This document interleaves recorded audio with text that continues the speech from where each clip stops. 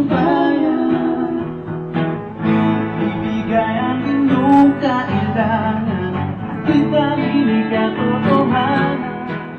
Magandang araw po sa inyo lahat.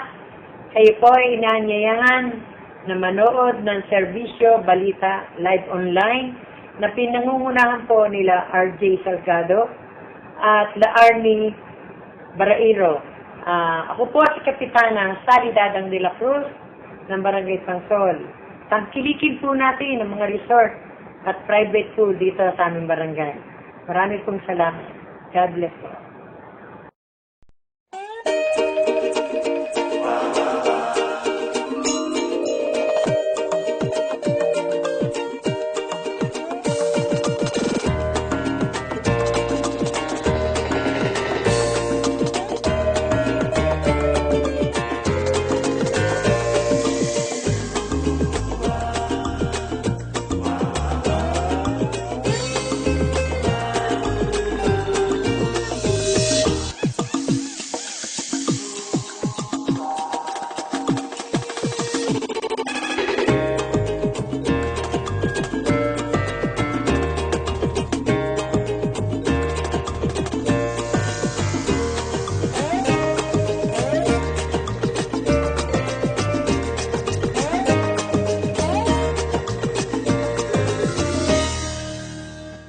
Ito po ang inyong punong bayan, Walter D. Echeverria Jr., nagsasabi at nagpapayong ugaliing manood ng mga programa sa Serbisyo Balita Live Online Channel, ang nag-iisa at nangungunang webcast channel sa buong Calabarzon Region 4A.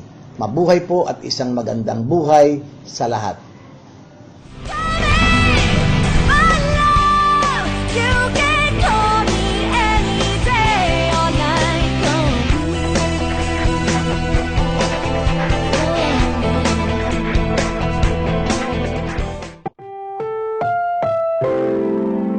Programang ito ay rated SPG. Striktong patnubay at gabay ng magulang ang kailangan. Maaaring may masiselang tema, lengguwahe, karahasan, sexual, horror o droga na hindi angkop sa mga bata.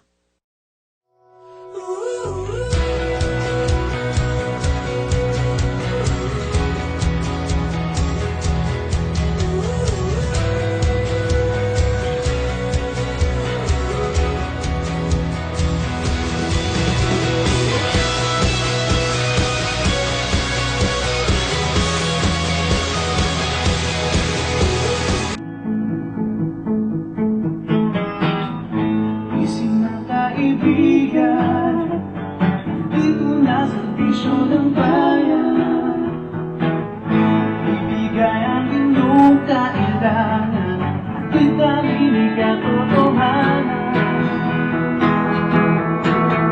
Serbisyo Balita, unang-unang mamamayan. Serbisyo Balita, asahan ilang paman. Serbisyo Balita, unang-unang mamamayan. Serbisyo Balita, asahan ilang paman sa ating mga totohanan.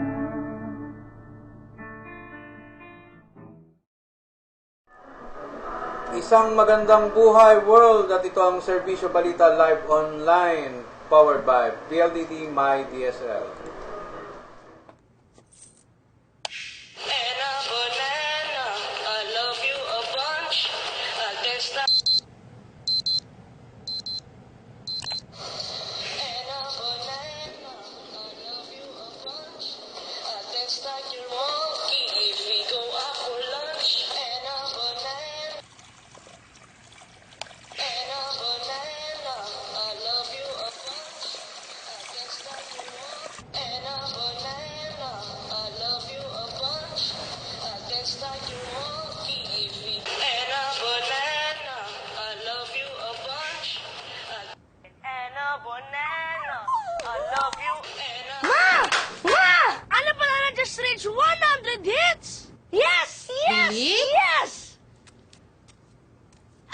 banana, baby.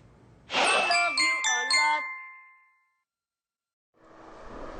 Welcome po sa pinakaabangang programa sa internet via Ustream. Dito lang yan sa nag-iisa at nangungunang web channel sa buong Calabarzon Region 4A, ang Serbisyo Balita Live Online Channel. Ito po ang inyong lingkod, RJ Salgado.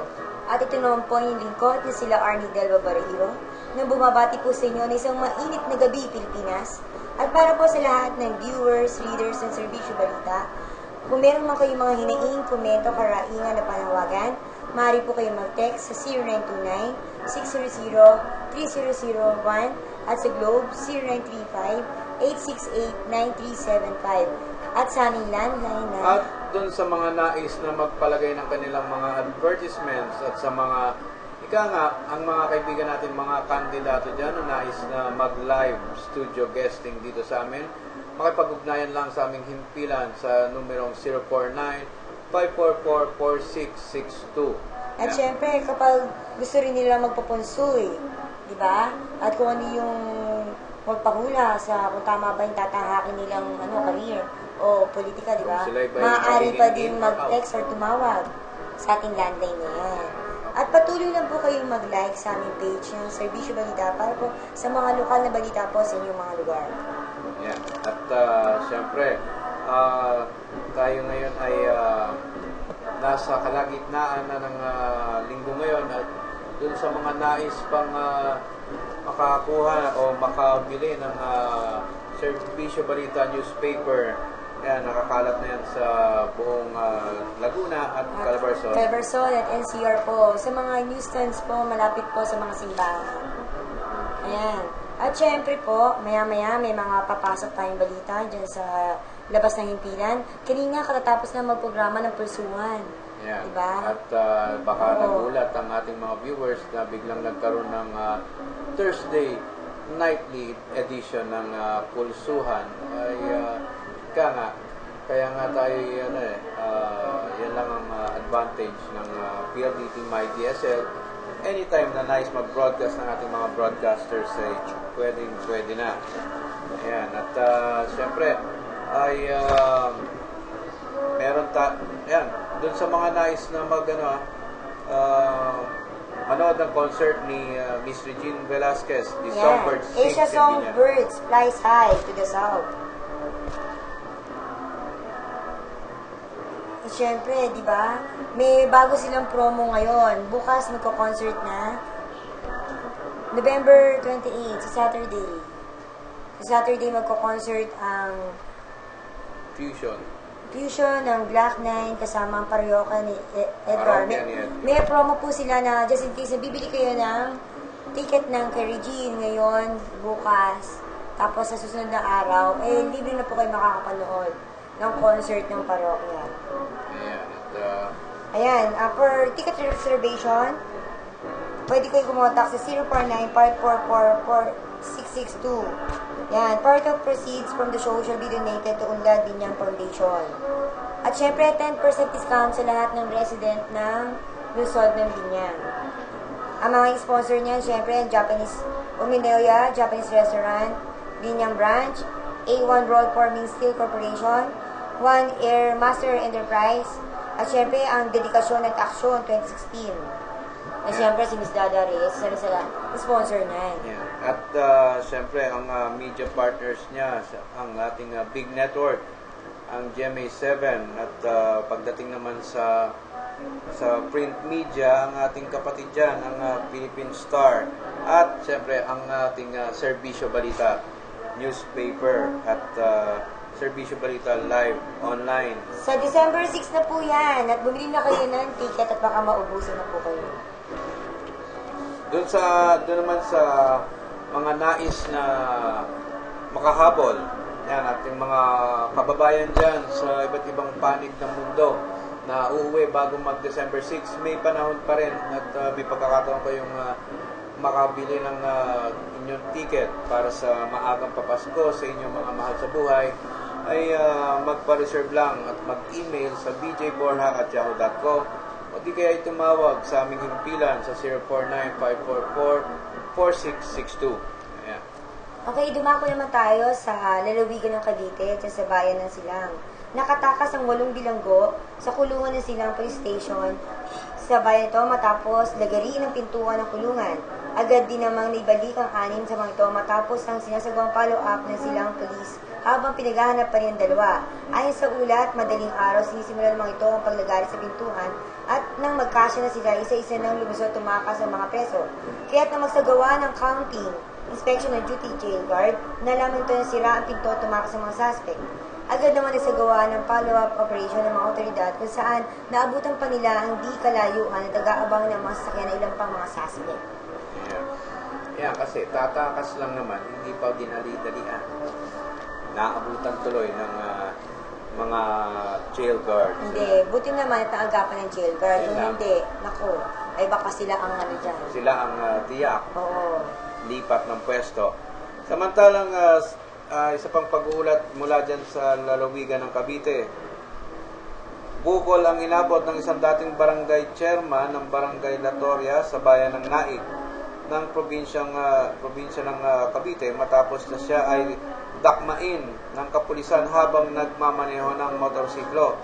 Nakakilala ang suspect na si Rolly Gonzales, dating barangay chairman, na nakumpiskahan ng kalibre 45, isang magazine, 18 piraso ng bala, 10 sachet ng shabu at mga drug paraphernalia.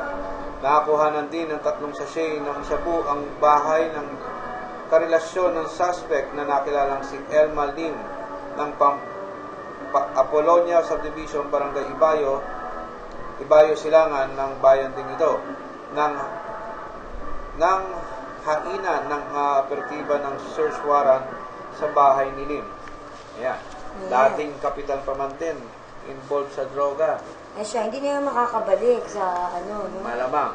Ayan ang sinasabi nga natin, katulad nga rin ng isinagawang surprise drug testing dyan sa lungsod ng Tanawan nung nakaraang buwan ay sa lahat ng barangay nagsagawa ng surprise drug testing at doon medyo nalungkot nga si Mayor Tony Halili nang malaman ito na marami sa mga barangay officials, may ilan mga barangay officials at mga empleyado ng barangay, lalo na at mga treasurer at secretary, na involved pala sa nasabing illegal na droga, pati mga tanod.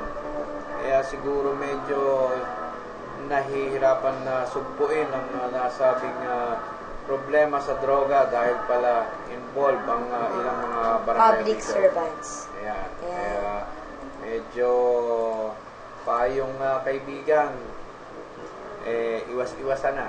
Madami pa kayang ganan sa mga barangay officials. Alam mo, dapat tinutularan ng ibang mga lungsod at bayan nitong si Mayor Tony Halili sa sinagawang surprise drug testing. Nang sa gano'n, at least maikting ang kampanya ng kapulisan laban sa droga. Yun pala, itong mga barangay officials, barangay kawani, involved rin pala.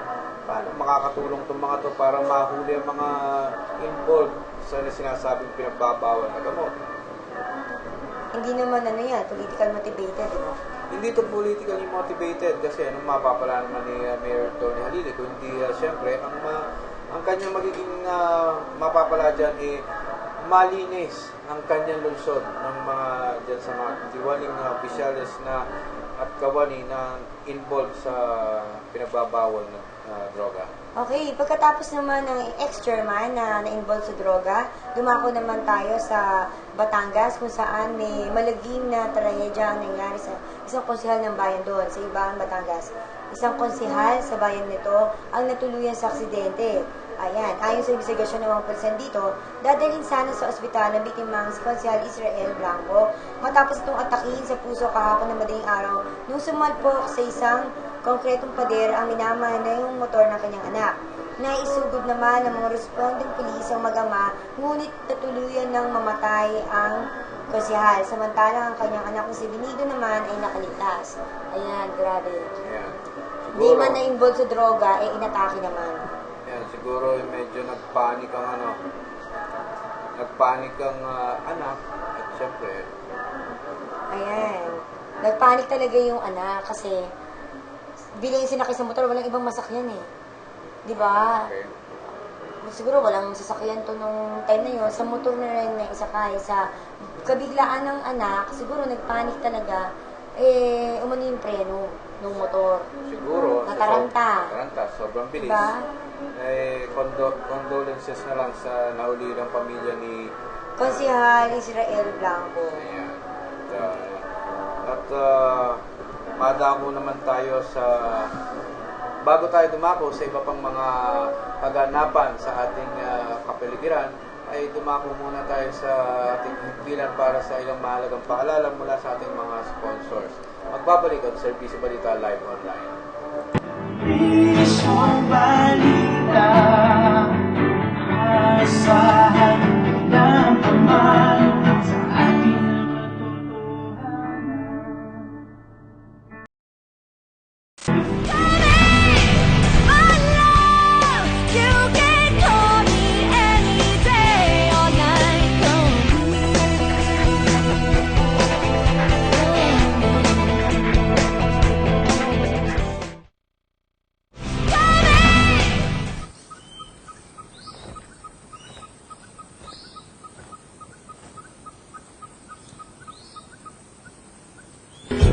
Malalagyan ka sa iyong nakikita pagkat walang kasing ganda.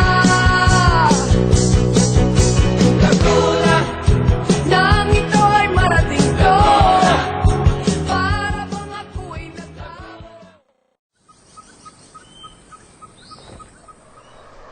At nagbabalik ang Serbisyo Balita Live Online at tanggapin naman natin ang pag-uulat mula sa ating kasamang sa labas ng himpilan.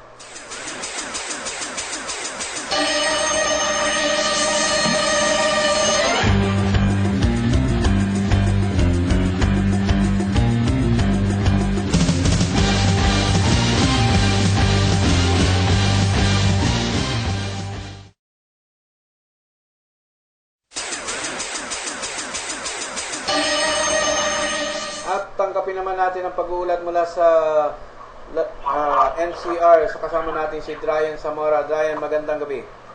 Hello, Arnie, RG, nandito tayo ngayon sa Barangay 20 Zone 2, District 1, Tondo, Manila. At alamin natin ang panig ng live-in partner ng isa sa sinasabing suspect sa panghuhold na pumano sa isang policewoman na si Richard Junjun Luis Fritado, alias Penguin, na lumabas rin sa mga pahayagan ng telebisyon kamakailan. Sige ng Vanessa Villamar, ang live-in partner na kakausapin natin, no? Kanina po ay binanggit nyo sa akin na hindi si Penguin ang suspect. Paano po ninyo nasabi ito? Kasi po, paano mangyari kasama ang asawa ko dyan? Kasi lang November 13, na-aksidente ang asawa ko. Na-aksidente siya, nandun kami sa GAT. Ang sabi ng doktor ko,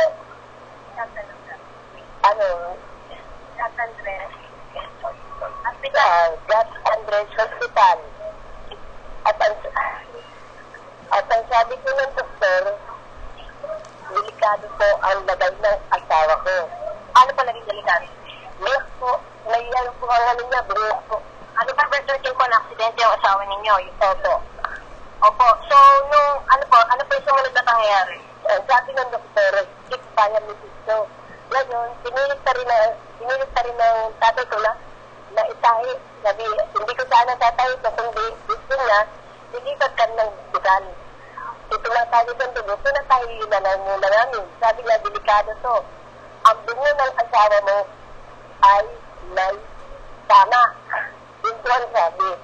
Ibig sabihin po, kinabukasan, kailangan i-transfer. Opo, kailangan talaga sa rest, sa haling ganun po. So, November 13 po ito nangyari dito ba? Opo.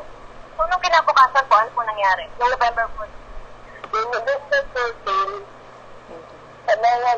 sabi niya, asawa ko, hindi ko kaya tumayo. Hindi po. Yung pong, ano pong araw nangyari yung hordaman? Kasi sabi nila, posting daw po ng, kasi posting po ng madaling araw doon, ang usapan na yun. So, November 13 po nangyari yung aksidente, di ba ba? So, November, kinabukasan lang po nangyari yung hordaman. Opo. So, paano po nangyari na naging suspect daw? Hindi ko po alam din eh, bakit nagiging kasala ng asawa ko. Samantalang na-accident yun, hindi nakatayo niya ang asawa ko. Noong mga panahon na yun, nasan po yung asawa ninyo? Yung gani, inuwi ko muna kasi sabi niya, wala naman sa pera, dito muna ako. So, inuwi ko sa bahay. Hindi ko makatayo na, kaya pumaangat ang uwi niya. So, November 14 na madaling araw nangyaring hold-up, nasan po yung asawa ninyo? Nandun lang po, hindi naman siya nakakilos eh. Ano po yung may ebidensya po, papeles? Meron po, ito. Ano po yung nakasulat dito? God Andres Mutation Medical Center. Ayan. Okay po, ano pong araw ito? November 13 po, 2015. Opo, yan po yung araw na check-up yung asawa ninyo. Opo. Si Penguin. Opo. Opo, so sa tingin po ninyo, bakit po ang asawa ninyo si Penguin na itinturong suspect ng pulisya? Hindi ko rin po alam, basta na lang sinabi ng Penguin. Akala ko naman kung ano, nagtatanong lang sila. Wala po sinasabi sila, Ang papakiexplain po, paano napunta sa asawa ninyo yung baril? Wala po, may pumunta po sa amin. Gano'n, may tomboy. Sabi, nagtanong daw sa kung nasaan ang bahay ni Penguin. Ngayon, ang asawa ko, walang malay nang dumating. Ngayon, sabi ko, sino kayo, sabi. Sabi ko, may tao.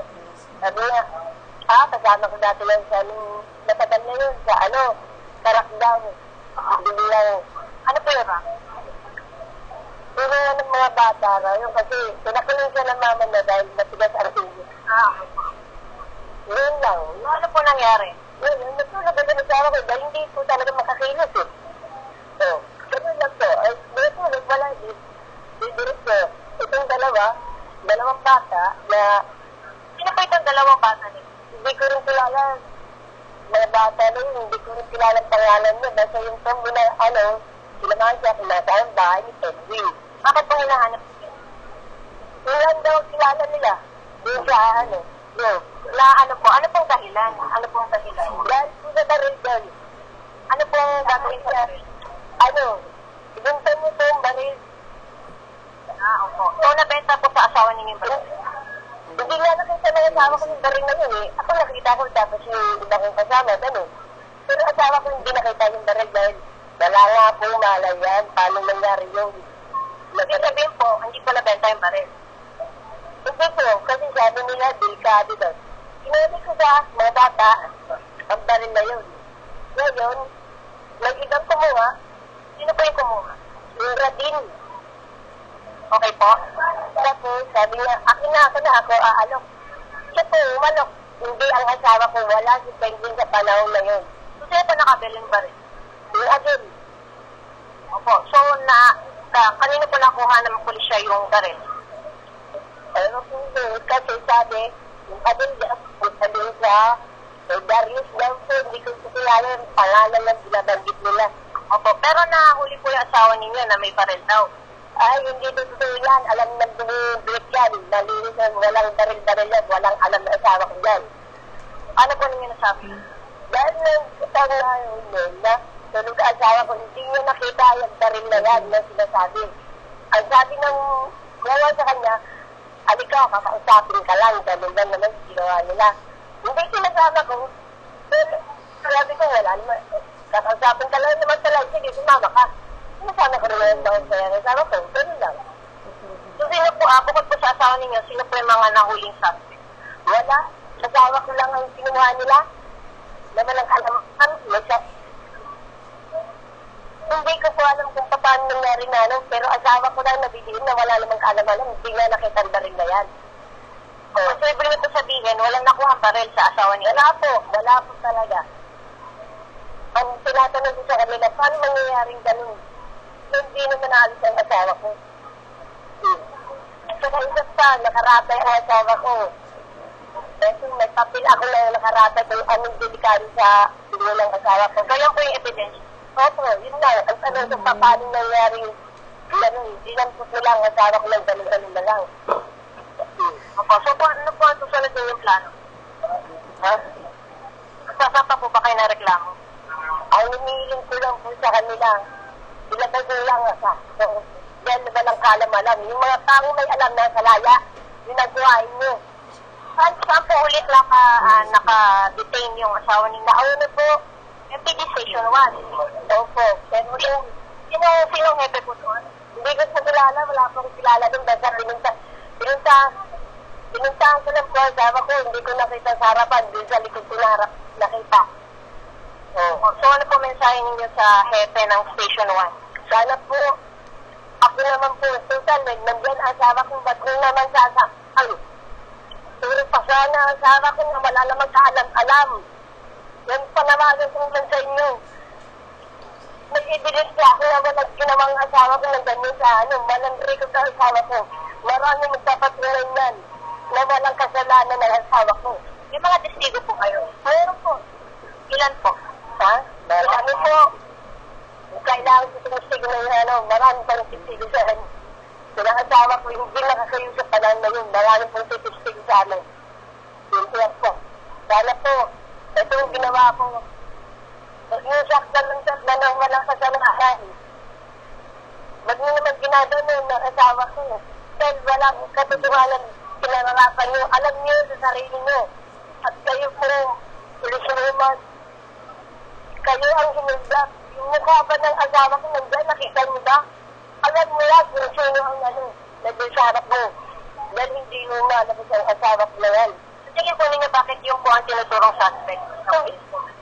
Hindi ko nga po alam kung paano nangyari yun eh. Dahil bigla na nang ginawa asawa ko eh. Wala po ko alam eh. Ngayon po, sana naman, ayaw-alis nila kung asawa ko may mga basya. Huwag mo naman sasaktan. Di pa sana po? May pasala po ang asawa ko. Alam niyo naman yung walang kasalanan ang asawa ko kahit yan tayo mag-rapel. Ay may mga sala na salaya, yung walang kaalaman yun ang inilimigan. Kaya naiyak na lang po ako sa nagulat na ang ginawa nila. Ganun po po na ang asawa ko, hindi na rin na walang dahil walang kaalaman sa barin na yan. Okay, Arnie, RJ, may karagdagang katanungan pa kayo? Wala na, pero sa tingin naman natin kung sakali mga ay tutukan mo yung kaso ni Mrs. at kung base dun sa mga hawak nilang dokumento ay talagang walang kasalanan tong si Penguin, siguro may mananagot at mananagot dyan. Ako po wala akong pinaanong tao, kundi ang ko lang po, sila po katutuhanan na walang kasalanan ng asawa ko, yun lang po ang ko sa amin na ilabas nila asawa ko. Dahil wala talang kalam-alam ng asawa ko sa ganyan na rin. Ako, pwede pa nakita ko sila, ganun sa asawa ko. May tsura po yan, hindi nila nakita ang baril na yan eh. Okay, maraming salamat, Ginang Villamor.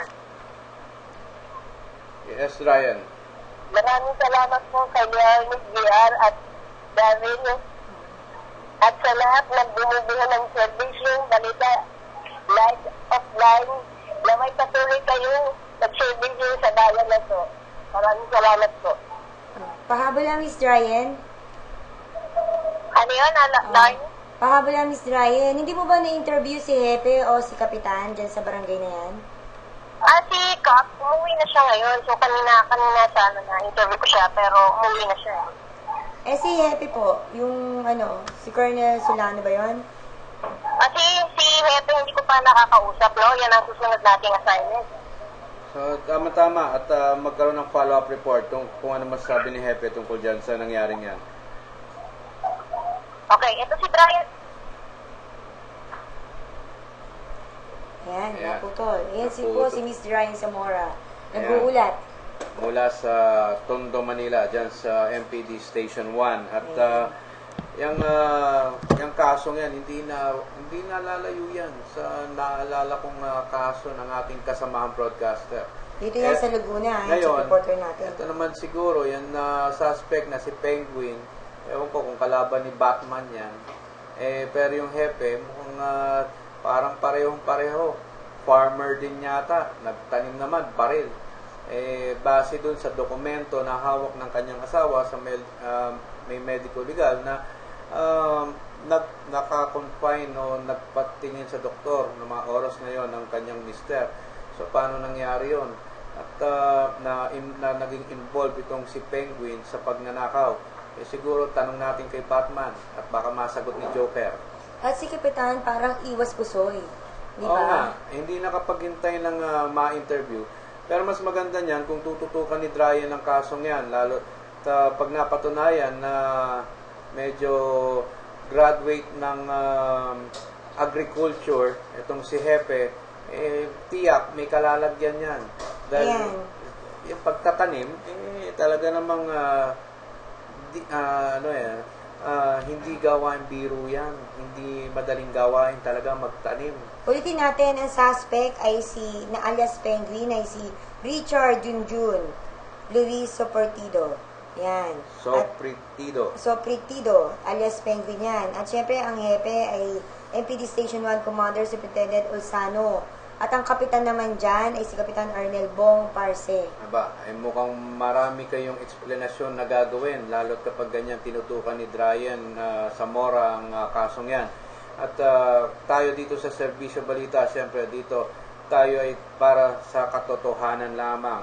So kung yan ang mga nangyayari, magsilbi ng mga sa warning dyan sa ating mga ibang kapulisan dyan, sa iba't ibang lungsod at bayan, katulad ng kanta, magtanim ay di biro. O mag-ingat sa pagtatanim. Ayan. Hindi naman maghapong nakayuko, pero sigurado kapag napatunayan na kayo nagtanim, hindi lang nakaupo, patuwad-tuwad kayo dyan sa inyong kalalagyan. Ayan. At pag nakarating yan sa krame, lalo at kay Chief PNP Ricardo Marquez, ay baka naman pwedeng mapaimbestigahan ang inyong mga kapulisan at mukhang nagiging trending na yata. Buti pa siguro wag nang mag-PNPA itong mga to.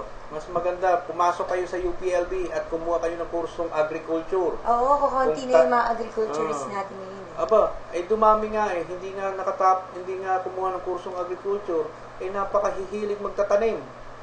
Naman. Pero dyan sa hepe, dyan sa ayan, ewan ko kung ano nangyari na dyan sa kaso ng pagtatanim.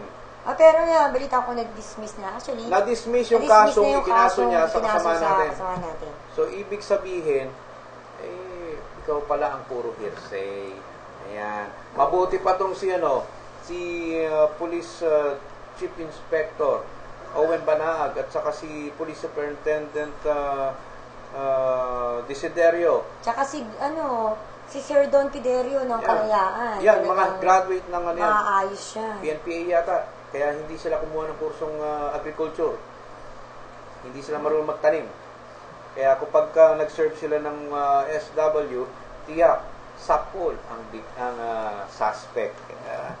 Recommendation doon sa mga matitinong pulis natin. Pero gusto kong purihin si Miss Dryan Zamora dahil kahit gabing-gabi na, talagang tinulungan pa rin niya yung Ali, di ba?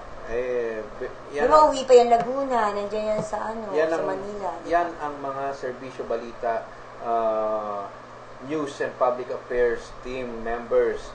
Kahit anong oras, basta para sa katotohanan. At para sa kapakanan ng mamamayan. Nandyan palagi. Samantalang, dumako muna ulit tayo sa ating himpilan para sa ilang mahalagang paalala mula sa ating mga sponsors. Magbabalik ang Serbisyo Balita Live Online. Isang balita, asahan ng paman sa ating katotohanan.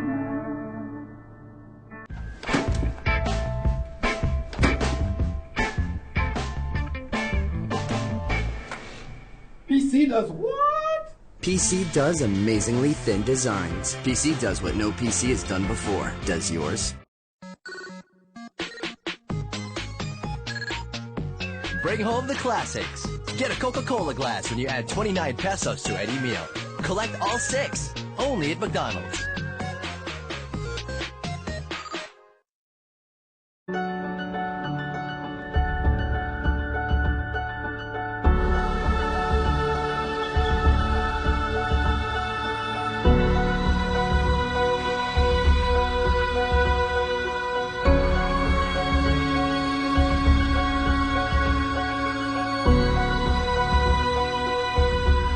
Choose the card with deals and features that help keep you fit. Choose the bright life. Choose Metrobank Gold Visa.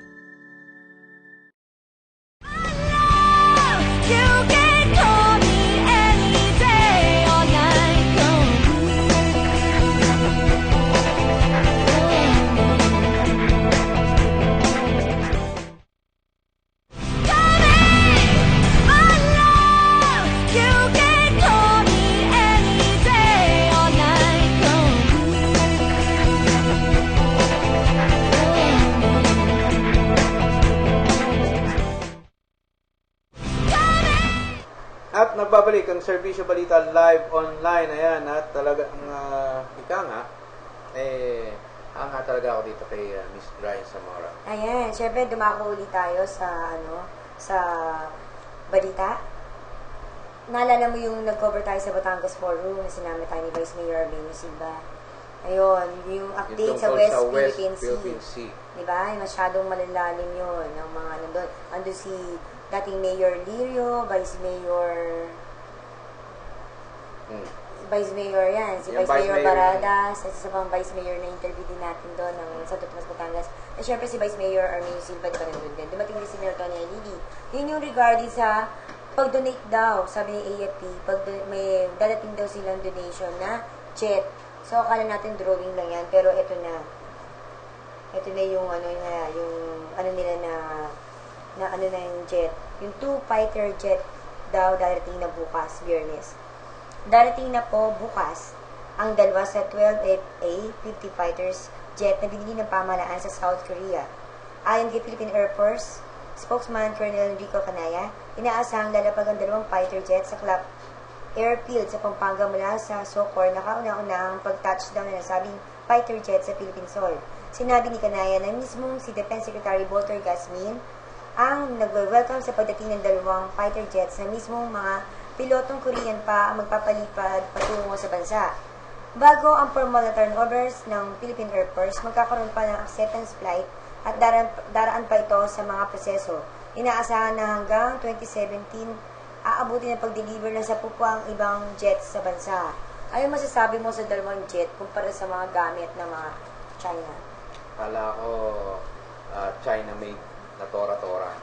Anyway, buti naman at may jet na ano bang ano yan? Korea. FA 50s fighter. 50s. So ito ay nung taong 1950s pa pala na fighter jet. Ang problema, may laban pa ba tayo sa China kahit may jet tayo? Tayo ay kahit sabihin mo ng 1,000 ang fighter jets natin, wala tayong magagawa sa mga Chinoy. Dahil ang mga Chino, magsama-sama luha nila, lunod tayo lahat sa dami ng mga yan. Ang tanging magagawa lang natin ay tumayo, manindigan at ipaglaban ang sarili nating teritoryo. Tulad din sinabi natin, paano naman tayo kahit paano makapang-asar sa mga Chinese na yan? Dapat huwag natin tangkilikin yung mga Chinese products, diba? Walang bibili ng China phone. Huwag pupunta sa SM. Pwede ba yun? Imposible yan. Walang gagawa nun. Walang susunod sa atin na huwag pupunta sa SM. Yan. Anyway, binabati nga pala natin kay Miss Tiki, happy viewing. At kay Miss Pamela, happy viewing sa mga kaibigan natin, mga katoto, ayan, dyan sa Tondo, Manila, na nanonood sa atin ng live, dyan sa isang computer shop sa tapat ng Barangay Hall, dyan. Ayan, anyway, magandang gabi sa inyong lahat. At yan, tandaan nyo, yung dyan sa mga nandyan sa computer shop, ibali na tayo maging addict sa Dota. Huwag lang addict sa droga. Yan, tama. Hindi, nakakatuwa naman at parami viewers natin sa NCR, di ba? At bihira lang sila makapanood ng live. Yan. Live broadcast via Ustream dito yan sa internet. Yan. At siguro naman madadagdagan palalo kasi lalo pag nag-follow sila sa ating Facebook, buksan lang ang Serbisyo Balita na ang aming Facebook at mag-like at tiyak makakarating sa inyong timeline, so yung newsfeed ang aming mga updated na mga balita. Ayan, syempre, baka makalimutan ko, Sabi ni Miss Ryan, happy viewing kay Sir Rondel Torres ng Pepsi kasi sponsor natin ng Pepsi sa Christmas party natin. Ay, maraming salamat nga pala sa Pepsi Philippines dahil sa inyong inyong ipapadalang 10 truckload. 15 daw. 15 sa maagang truckloads. Papasko. Now, Ayan. Pepsi product, kita mo naman kapag serbisyo balita talaga ang kumuha ng sponsor. 15 truckloads, saan kaya namin i-donate lahat yan? Kasi sinerge nila sa FB yung natin, yung serbisyo balita. Wow, nagla-live. Tsaka ang lawak daw ng scope. At syempre dahil tayo nag-iisa lang at nangungunang webcasting channel, media outlet dito sa buong Calabarzon, Region 4A, talaga namang natuwa ang ating mga sponsors. Bino mo, 15 truckloads ng Pepsi products. Ang daming magkakadiabetes niyan. Ingat-ingat lang sa pag-inom. Hindi, para may pang-uwi nila sa family, bukod siyempre sa mga groceries na iuwi nila, at diba? i-donate syempre natin pagka sa sobrang dami niyan. Hindi At syempre, di ba may best reporter tayo? sa aming best reporter, mananalo siya ng Ang house and lot. yan. Ayan, hindi pa natugon kasi, pero anyway, bati namin sa Basta Pepsi lang muna tayo. Yeah, Pepsi muna tayo. At baka magtampo. Anyway, may para dun sa aming mga reporters na kalalakihan, okay, yan, wala ang Pepsi niyan eh. Pero yung SMB, meron pa rin si Miss Ryan nilalakad dyan. Yung SMB, yan, San Miguel. Ewan ko lang kung kay paring Alfonso, di ba? Okay? Si paring Alfonso. Bahala na si Vice doon. Oo. Yung mga Vice, yun, mga Vice, yan. At alam ko, ang San Miguel yata ay nag-pledge na yata ng 10 truckload. Ano yan? Oktoberfest. Hindi, tsaka yung may hump daw eh. May hump? May hump pa. May hampas, Oo. may hump. Hindi, may hump pa. May hump. At may niluluto pa si Miss Ryan na mga Lechon. cellphones daw. Mga Sa isang company. Sa isang telecommunication company. Yun. So, masaya-masaya magiging Christmas party ng serbisyo. Yan ang surprise si Miss Ryan sa mga katoto natin dito. Ano nga ulit yung award sa Best Reporter? House and Lot dyan sa Cityland. Sponsored ni kasamang Gaspar Latang. Siya na rin bahala sa condominium. Na kung wala, sayang. Gusto na sana natin ipakita yung pictures ng Minerva. Pinatikim sa kanila ang condominium. Yun daw ang isa sa mga prizes at stake sa Best Reporter. Ang alam ko, Pwede lang makitulog. Yan, si dating Senator Villar ay nag-pledge na yata ng isang house and lot yan sa Camellia Homes para naman doon sa best program. Ano yun? Maghati na lang yung mag-co-host. May advertiser tayo, Eton, di ba? Ewan ko kung anong bibigay ng Eton. Yan, at malapit na ang aming Christmas party. Ihanda na ang mga titulo at deed of donations. Ayan. Okay, so mapunta naman tayo sa isa pang balitang pang-nasyonal. Sinabi ni BP Binay kung sakaling mahalal siya bilang Pangulo, ipagpapatuloy niya ang K-12 ng Department of Education. Sinabi niya na yung K-12 na yan, hinahanda na sa pagiging empleyado ang isang estudyante. Paliwanag niya, una niyang nalaman ang dual training na siyang laman din ng K-12 program sa Germany. Aniya, gawain nila sa Makati ang paghanap ng trabaho sa mga private sector. Alamin nila kung ano ang trabahong kailangan, saka sila maghahanda ng mga programa para sa mga may nais ng trabaho. Tawag dyan ay matching. Bukod sa K-12, itutuloy ni Binay ang pagpapatupad ng conditional cash transfer na naumpisahan noong panahon ng dating Pangulong Gloria Arroyo. Papalawakin din niya ang mapasama ang healthcare para sa maraming panggastos, pangbili ng gamot. Maraming gastos sa pambili ng gamot at pambayad sa klinika. So, yun. Kaya nga, kung ano yung nararanasan ng mga taga Makati ay ipaparanas daw sa buong Pilipinas, sa lahat ng mga Pilipinas. Oo, syempre kung ano yung magandang ginawa, dapat lang ituloy ng mga uupo.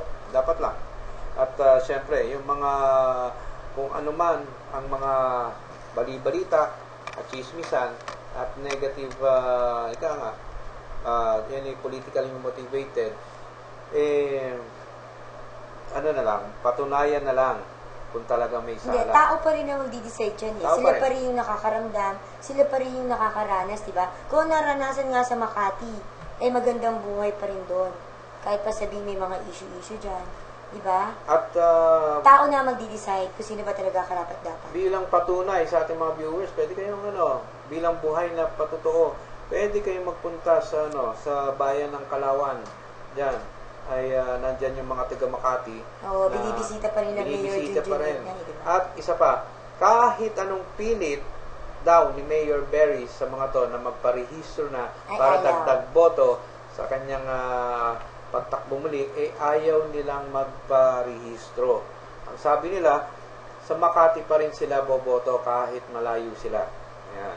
So, bilang patunay, na may nagawa talaga ang mga Binay para sa Makati. Hindi, tsaka kanya-kanyang taktika lang yan eh. Gibaan, di ba? O, panahon na yan. Kanya-kanyang taktika lang yan. Siraan, papogi.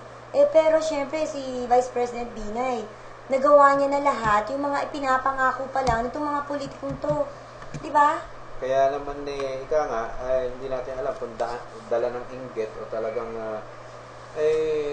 bahala na yung mga mga competitors. Pero ngayon yata ba, nandito ba ngayon si Vice President Binay? Ang balita ay chismis daw, hindi natin na-confirm ng gusto. Nasa lungsod ng Kalamba. Ay nasa lungsod ng Kalamba si Vice President Jojo Marbinay kasama si Senator Gringo Hunasan dyan sa Barangay Real yata. No, kasi piyesta ngayon.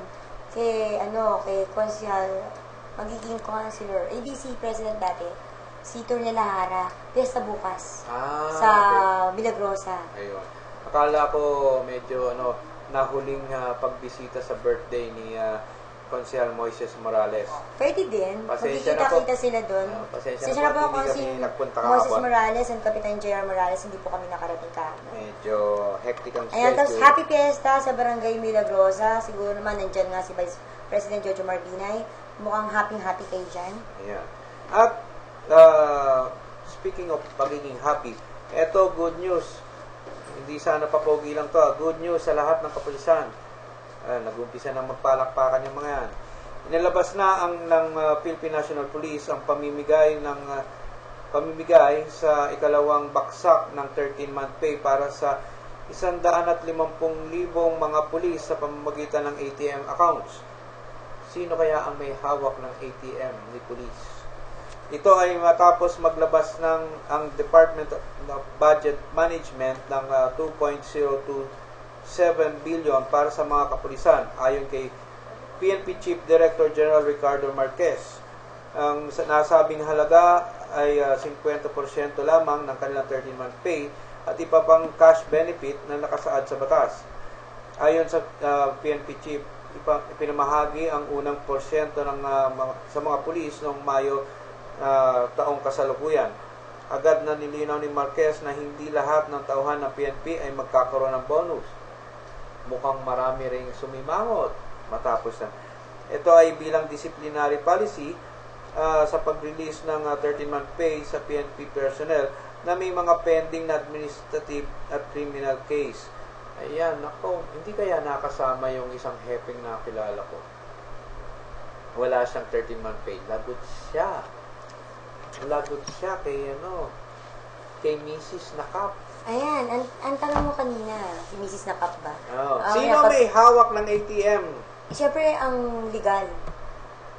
So, ibig mo sabihin, marami silang illegal?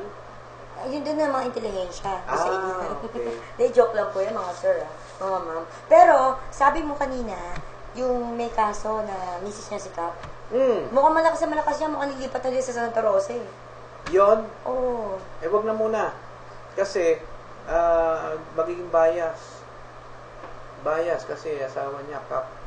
Pero anyway, katulad ng sinabi as disciplinary policy, release of the 13-month pay to the PNP personnel with pending administrative and criminal case is deferred. Nako, kaya kahit hawak ni Mrs. Kap ang ATM ni Hepe, wala siyang matatanggap. Yun. Kaya naman, Yun, baka sa intelihensya bumawi. Anyway, sana'y maging masaya ang inyong Pasko sa inyong mga bonus. Mabuti pa kayo, may bonus. Ang serbisyo balita. Ang serbisyo balita walang bonus, pero may pa-bonus kami sa aming mga mga reporters. May house and lot, may isang katerbang Sa paso. Yan. Kaya ihanda. kung ibibigay ni Senator Villar yung no. At baka Yung sakali premyo. raw, may nag-text sa akin, baka sakali raw magpadala ng mga ilang complimentary tickets si Sir Mamon ng Enchanted Kingdom para sa bawat pamilya ng aming staff para makapag-enjoy naman sila sa Enchanted Kingdom. Ayan. Balita lang yun, yet to be confirmed. Okay. Yet to be confirmed. Yet to be confirmed. Ipapalo up. Mga ipapalo up pa. Ayan, syempre, masasabi mo kay, Okay. kay Davao. Okay. Kay Mr. Duterte. Okay. Linggo-linggo daw may bitay eh. Linggo-linggo may bitay. Dapat lang. Lalo kapag napatunayan, eto okay lang ang batas na magkaroon ng bitay na sentensya. Yun ay kung talagang napatunayan. Pero ang problema natin, kailangan muna nating repasuhin ang batas. At isa pa, bigyan natin ng konting seminar ulit ang mga nagpapatupad ng batas dahil, kapareho ng inulat ni Dryan. Paano yan? Kung graduate ng agriculture, yung mga kapulisan, di napasama sa bitay ang walang kasalanan. Yan ang mahirap dyan. Kailangan may disiplina. Kung totoo ang bitay, di ko konti na lang matitira sa Pinoy. Parang sinabi mong Hindi, joke lang po yun. Ayan. Hindi, kapag maraming farmers sa hanay ng kapulisan, maraming mababawasan. Hindi lang naman farmers din. Siyempre, ang Pero daming hindi man kaso lahat, dyan. Yung hindi mga man lahat. rapists, yung murder, di ba? Hindi man lahat ng ating kapulisan ay farmers. Yung iba, dentista, may doktor, may teacher. Ayan. Mas mabuti pa nga yung teacher, at least nangangaral. Pero hindi ba pagiging farmers ng mga kapulisan, mahirap naman daw patunayan. Yun ang palaging katwiran, pero katulad nito, yung tinututukan sa Station 1 ng MPD, may dokumento si Mrs. na nagpapatunay na hindi involved ang kanyang asawang si Penguin sa nasabing krimen. Kaya ako nangingiti kasi baka hinahunting siya ni Batman. Yung kaya. Ayan. Anyway, konting na lang. Para medyo sa pakiramdam natin si Mrs. talagang masama ang loob kay Hepe. Siyempre, wala siya makakatabi gabi-gabi. Hinuli ni Happy eh. Ay, di tawagin naman niya si Joker. Si Batman na lang. Pwede si Robin. Ayan. Anyway. Ayan, wala tayong mga reporters ngayon, kaya... Ayan, at talagang nandiyan pa rin ang ating kasamang kasamang Levi Tatad. Hayaan mo. Nag-aantay? Nag-aantay. Alin? Desisyon? Doon sa farmer? Bukas na yan. Wala nang ngayon. Anyway. At wala na tayong oras. Ayan, syempre, pati unfortunate na tayo. Ayan, hello, happy video kay Kapitan J.R. Morales, Kapitan Rodney Perez. Happy birthday ulit kay Calamba City, Councilor Moises Morales. Happy birthday kay Vice Mayor Joanna Corona ng Luzon ng Tanawan. Happy birthday pa rin, belated happy birthday kay Sir Boy Masunsong, neighbor ko. Happy viewing kay Tita Nene Barairo. Hi to Nanay Angela. Ito po sila Arnie Dalo Barairo. Nagsiservisyo sa bayan. Dito lang po, Servisyo Balita live online.